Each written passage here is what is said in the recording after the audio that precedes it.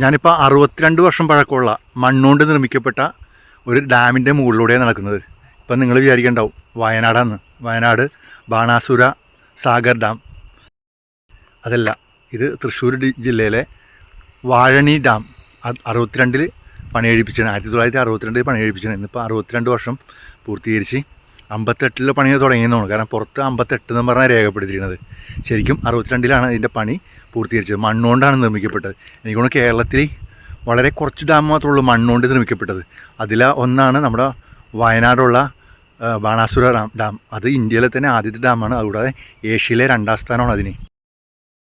ഇതിനോട് ചേർന്നതിന് പാർക്കുണ്ട്. ഇതിൻ്റെ അകത്ത് പ്രവേശിക്കണേ 10 രൂപയാണ് ആൾക്ക്. 2 വീലറിന് 10 രൂപ. അങ്ങനെ ടോട്ടൽ 20 രൂപയാണ് എൻ്റെ അകത്ത് പ്രവേശിക്കുന്നുണ്ടെങ്കിൽ. അപ്പോൾ വാഴണി ഡാം ഇതിലെ പോകണമെങ്കിൽ ഷൊർണൂർ റൂട്ടിലാണ്. ഇതിലെ പോകണമെങ്കിൽ ജസ്റ്റ് വൈകുന്നേരങ്ങളാണെങ്കിൽ സുഖമാണ്. കാരണം ഇവിടെ കുട്ടികൾക്കൊക്കെ പാർക്കൊക്കെ ഉണ്ട്.